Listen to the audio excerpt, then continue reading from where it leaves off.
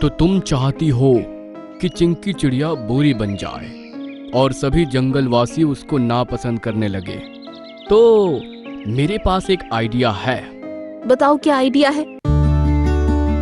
Moonland जंगल में सभी पशु पक्षी बहुत प्यार और दुलार के साथ रहा करते थे। यहाँ शेर की जगह एक हाथी का राज था। इस समय सभी लोग सभा में आए थे। चिंकी चिड़िया भी एक पेड़ पर बैठी हुई सब कुछ देख रही थी। तभी एक कबूतर वहाँ पर आया। हेलो हाथी महाराज, मेरा नाम सोनू कबूतर है। मैं पड़ोस वाले जंगल से आया हूँ, जिसे 2 शेरों वाला जंगल कहते हैं। ओह अच्छा, बताओ सोनू कबूतर, किस वजह से आना हुआ? कोई जरूरी काम था? हमारे जंगल के तालाब पर एक श्राप लगा हुआ है। वो केवल बारिश के मौसम में ही थोड़ा बहुत भरता है, वरना हमेशा सूखा पड़ा रहता है, जिसकी वजह से जंगल के जानवर प्यासे रहते हैं, बीमार रहते हैं और कुछ तो मर भी जाते हैं। यह तो बहुत बुरी समस्या है। इसका निवारण क्या है, आपने किसी से नहीं पूछा? हमारे ही जंगल में रहने वाले ज्योतिषी बंदर ने बताया था कि हमारे जंगल का श्राप केवल एक ही पक्षी दूर कर सकता है, और वो एक नीले रंग की चिड़िया है जिसकी चोंच लाल है। अगर वो बारिश का मौसम आने पर हमारे तालाब के पानी में नहा लेती तो हमारे तालाब पर लगा हुआ श्राप हट जाएगा और फिर कभी भी हमारा तालाब सूखेगा नहीं। हमने उसको ढूंढने की बहुत कोशिश की महाराज, लेकिन ऐसी चिड़िया हमें कहीं नहीं मिली। इसलिए अब हमारे जंगल के दोनों शेर राजा यही सोच रहे हैं कि वो आपके जंगल पर हमला बोल देंगे, और अगर आप उस जंग में हार जाते हैं तो आपके इस जंगल पर हमारे जंगल के दोनों शेरों राजाओं का राज होगा। फिर हमारे जंगल के सभी जानवर यहीं रहने लगेंगे। मैं आपसे यही कहने आया था कि या तो आप हार मान ले या फिर जंग की तैयारी कर ले। ये सुनकर सभी परेशान हो उठे। तभी ऊपर बैठी चिंकी चिड़िया नीचे आई और बोली, आपको हमारे जंगल पर हमला बोलने की कोई जरूरत नहीं है। मुझे गौर से देखिए, कहीं मैं वही तो नहीं हूँ जिसे आप ढूंढ रहे थे? उसे देखकर सोनू कबूतर हैरान रह गया और फिर बोला, हाँ, तुम्हारा रंग भी नीला है और चोंच भी लाल है। हाँ तो ठीक है, आपके शेर राजा से बोल दो कि अगले हफ्ते जब बारिश का मौसम आएगा तो आप मुझे लेने यहाँ आ जाना। मैं आपके साथ चलूंगी और तालाब में नहाकर उस पर लगा श्राप हटा दूंगी। बस शर्त ये है कि अब आप हमारे जंगल पर हमला नहीं बोलेंगे। ठीक है, अगर तुम ऐसा करोगी तो हमें हमला करने की जरूरत ही नहीं होगी। अब मैं चलता हूँ। ये कहकर सोनू कबूतर चला गया। सभी जानवर और पक्षी खुश हुए और चिंकी चिड़िया की सभी ने तारीफ की। ये देखकर उससे जलने वाली बुलबुल आग बबूला होकर वहाँ से चली गई। बस बहुत हो गया, मैं अभी बुरे जादुई पेड़ के पास जाऊंगी और उससे बात करूंगी। सब उस चिंकी की बहुत तारीफ कर रहे हैं ना, मैं उसको बुरा बनवा कर ही रहूंगी। बुलबुल बुरे पेड़ के पास पहुंची और उसने उसे सब कुछ बता दिया। तो तुम चाहती हो कि चिंकी चिड़िया बुरी बन जाए और सभी जंगलवासी उसको नापसंद करने लगे। तो मेरे पास एक आइडिया है। बताओ क्या आइडिया है? क्या बताने का मुहूर्त निकालोगे? तुम मेरी डाली का एक सेब ले जाओ और किसी तरह उस चिंकी चिड़िया को खिला दो। इसके खाते ही अगली चिंकी चिड़िया गायब होकर मेरे तने के अंदर कैद हो जाएगी और उसी की जैसी दिखने वाली एक बुरी चिंकी चिड़िया तुम्हारे सामने प्रकट होगी। और जब वो जंगल के जानवरों को परेशान करेगी तो सभी असली चिंकी चिड़िया से नफरत करने लगेंगे। अरे वाह, ये तो बहुत बढ़िया आइडिया है। अब बुलबुल एक सेब को लेकर चिंकी चिड़िया के पास पहुंची। चिंकी चिड़िया, मुझे माफ कर दो, अब मैं तुमको अपना दोस्त बनाना चाहती हूँ। मैं बहुत ही प्यार से तुम्हारे लिए तोहफे में ये सेब लाई हूँ। अगर तुमने मुझे माफ कर दिया तो प्लीज इसे खा लो। ये सुनकर चिंकी चिड़िया ने सेब के अंदर 2 मुंह मारे और उसको खाते ही वो गायब हो गई। और फिर चिंकी चिड़िया के जैसी दिखने वाली एक और चिड़िया प्रकट हुई। अरे वाह, मतलब जादुई पेड़ का जादू चल गया, अब आएगा मजा। ये सुनकर बुरी चिंकी चिड़िया जंगल वासियों को परेशान करने लगी। उसने एक ही दिन में सभी जंगल के जानवरों को इतना परेशान किया कि सभी हाथी राजा के पास पहुँचे। मुझे तो यकीन नहीं होता कि चिंकी चिड़िया ऐसा कर सकती है। आप तो उसको बहुत अच्छा समझते थे ना, उसकी असलियत अब आपके सामने है। सभी जानवरों के मुंह से चिंकी चिड़िया की बुराई सुनकर बुलबुल को बहुत अच्छा लगा। तभी बुरी चिंकी चिड़िया वहाँ आ गई। तुम लोग ऐसे क्यों बैठे हो जैसे कोई मर गया हो? हाथी राजा कुछ बोलते इससे पहले ही सोनू कबूतर वहाँ आ गया। हाथी राजा, बरसात का मौसम आ गया है। अब आप मेरे साथ चिंकी चिड़िया को भेज दीजिए।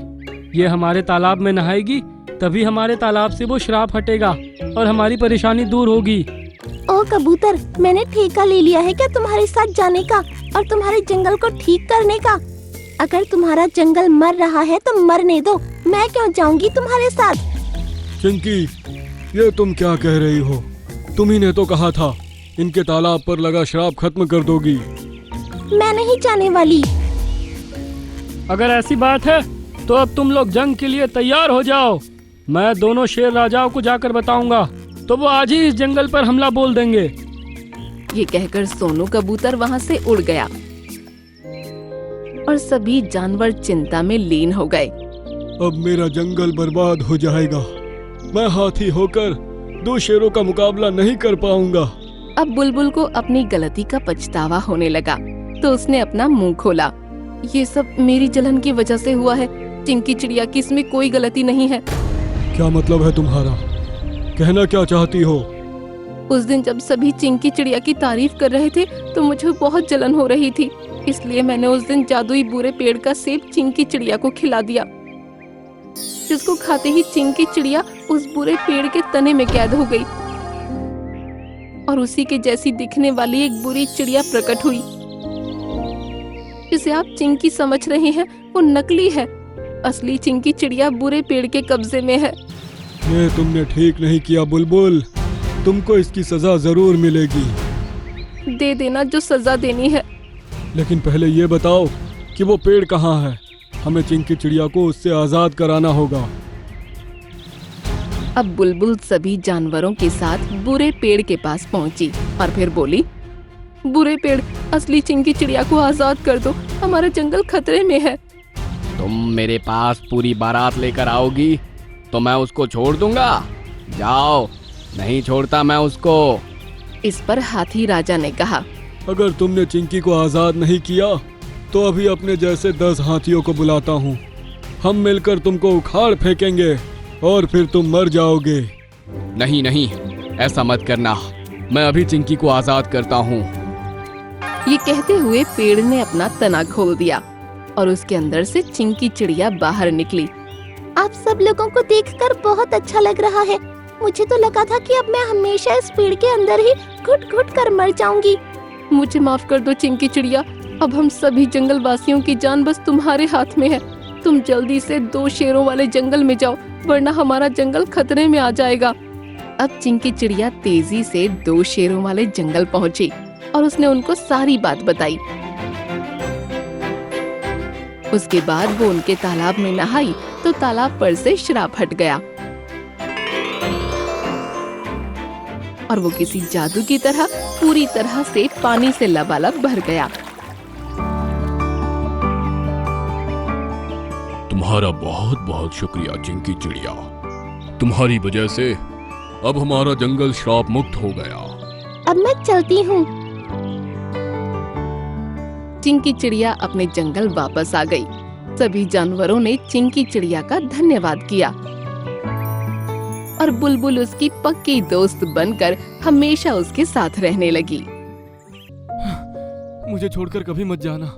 मेरा परिवार अब तुम ही हो मन्नू। एक सुबह बादल गरजने की आवाज से सभी जंगल वासियों की आंख खुल गई। गरज इतनी तेज थी कि सभी को किसी बड़े तूफान का अंदेशा हो रहा था। लगता है बहुत बड़ा तूफान आने वाला है। तभी मोटा पपीता बोला, तुम फिक्र मत करो, मेरे होते हुए तुमको डरने की जरूरत नहीं है। ऐसा कहते ही मोटे पपीते ने अपना पेट खोल दिया। ये देखो, जमीन पर जहाँ जहाँ मेरे बीज होंगे वहाँ बिल्कुल भी गीला नहीं होगा। जाओ, इसको ठीक से फैला दो। उसकी बात सुनकर सारस ने उसके बीजों को पंजों में दबाया और फिजा में उड़ गया। वो एक एक बीज को थोड़ी थोड़ी दूरी पर फेंकने लगा।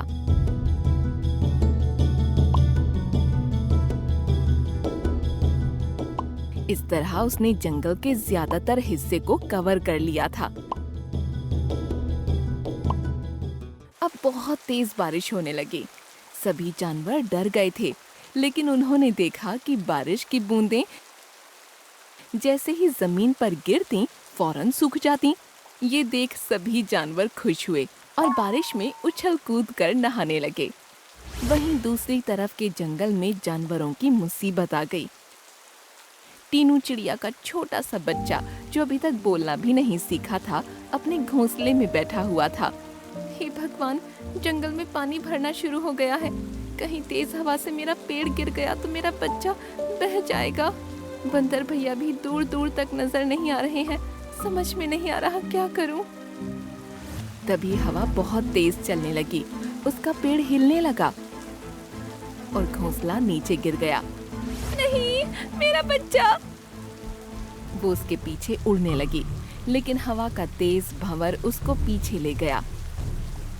घोंसले के साथ बच्चा भी तेज बहाव के साथ बह गया।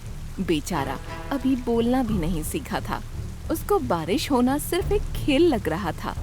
वो कई मीलों तक बहता रहा। उस तरफ चिड़िया माँ का रो रो कर बुरा हाल था। वो तूफान के थमने का इंतजार कर रही थी। इस तरफ वो बच्चा बहता हुआ नदी के पास आ पहुंचा। नदी के दूसरी तरफ मोटे पपीते वाला जंगल था, जहाँ बारिश हो तो रही थी, लेकिन जमीन बिल्कुल सूखी पड़ी थी। चलो तुम लोग नहाना एंजॉय करो, मैं जरा पानी पीकर आता हूँ। जल्दी आना। सारस वहाँ से पानी पीने के लिए नदी पर पहुँचा। वहाँ उसने देखा कि घोंसले के अंदर छोटा सा बच्चा झरने की चपेट में आने ही वाला था। अरे नहीं! वो तेजी से उसके पास पहुँचा और उसने अपने पंजों में दबाकर उस बच्चे को ऊपर उठा लिया। खाली घोंसला झरने की चपेट में आकर नीचे गिर गया। सारस बच्चे को लेकर वापस अपने साथियों के पास पहुंचा, जो मोटे पपीते के पास बारिश में नहा रहे थे। अरे सारस, ये बच्चा तुमको कहाँ से मिला? कितना क्यूट है ये! बच्चा सभी जानवरों को देखकर कुछ नया महसूस कर रहा था। उसने पहले कभी अलग अलग जानवर नहीं देखे थे।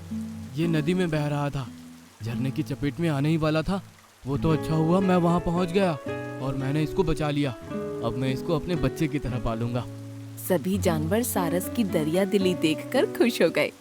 सारस उसका खास ध्यान रखने लगा और कुछ ही दिनों बाद बच्चा बोलना सीख गया। सारस ने उसका नाम मुन्नू रख दिया। एक दिन सारस और मुन्नू मोटे पपीते की छांव में बैठे हुए थे। तभी मुन्नू की नजर एक चिड़िया पर पड़ी, जो उसी के जैसी दिखने वाली थी और आसमान में उड़ रही थी। टी टी टी कहता हुआ वो सारस की गोद से निकला और उस चिड़िया के पीछे भागा। सारस को ये देखकर डर लगा। मुन्नू, कहाँ जा रहे हो? ये सुनकर मुन्नू ने एक बार उस उड़ती चिड़िया को देखा, जो उसकी तरफ देख भी नहीं रही थी। फिर उसने सारस की तरफ देखा, जिसकी आंख में आंसू दिख रहे थे।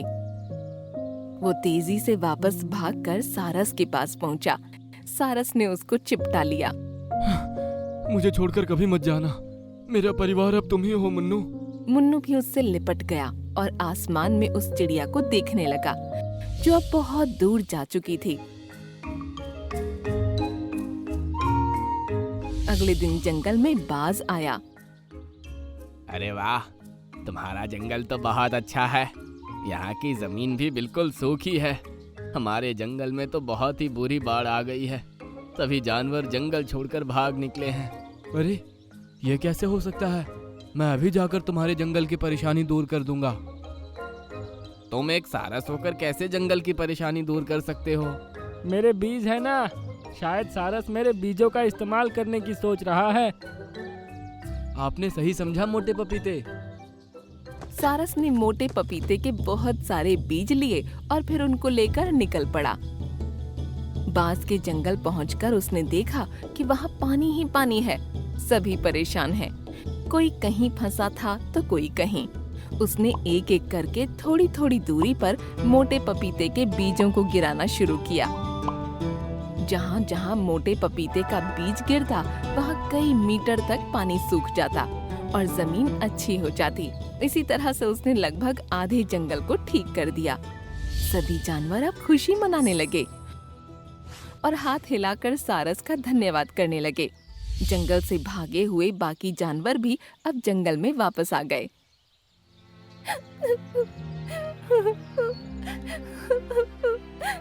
तभी सारस को किसी के रोने की आवाज सुनाई दी। उसने देखा कि एक पेड़ पर एक चिड़िया बैठी रो रही है। सारस उस चिड़िया के पास गया तो देखा कि वो चिड़िया बिल्कुल मुन्नू के जैसी दिखती है। क्या हुआ प्यारी चिड़िया? अब तो मैंने बाढ़ का कहर तुम्हारे जंगल से खत्म कर दिया, अब तुम क्यों रो रही हो? जंगल का तूफान तो तुमने खत्म कर दिया, लेकिन मेरी जिंदगी का तूफान अभी थमा नहीं सारस। मेरा बच्चा जो घोंसले समेत बाढ़ में बह गया था वो अभी तक मुझे नहीं मिला। पता नहीं कहाँ होगा, जिंदा भी है कि मर गया। उसके सिवा मेरा दुनिया में कोई नहीं था। वैसे तो सारस मुन्नू से बहुत प्यार करने लगा था, लेकिन चिड़िया माँ की आंखों में आंसू देखकर उससे रुका नहीं गया। मैंने तुम्हारे बच्चे को देखा है और वो तो अब बात भी करने लगा है। क्या सच कह रहे हो? मुझे उसके पास ले चलो सारस, मैं कब से उससे मिलने को तरस रही हूँ। हाँ, चलो मेरे साथ।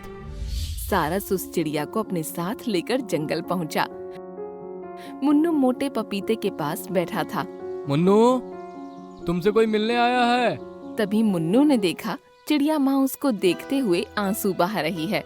मेरे बच्चे, तुमको कहाँ कहाँ नहीं ढूंढा, आ जाओ मेरे पास, आ जाओ। ये सुनकर मुन्नू भाग कर गया और अपनी माँ से जा लिपटा। छोटी चिड़िया को उससे मिलते देख सभी खुश थे। चलो मेरे बेटे, अब मेरे साथ चलो, हम फिर से अपना घोंसला बनाकर उसमें प्यार से रहेंगे। ये सुनकर मुन्नू ने सारस की तरफ देखा, जिसकी आंख से आंसू बह रहे थे। मुन्नू को तभी उसकी बात याद आ गई। मुझे छोड़कर कभी मत जाना, मेरा परिवार तुम ही हो मुन्नू। मम्मी, आपने मुझे पैदा किया है, मुझसे बहुत प्यार भी करती हो, लेकिन सारस अंकल ने भी मुझे बहुत प्यार दिया है। मैं इनके बगैर नहीं रह सकता। क्या आप मेरी खुशी के लिए यहाँ हमारे साथ नहीं रह सकती? बिल्कुल रह सकती हूँ मेरे बच्चे, तुम्हारे सारस अंकल से मैं तुमको अलग नहीं करूँगी। ये सुनकर सारस बहुत खुश हो गया। मुन्नू जाकर सारस से चिपट गया और सभी जानवर तालियां बजाने लगे। बहुत अच्छा हुआ। अब मुन्नू की मम्मी भी हमारे साथ रहेंगी।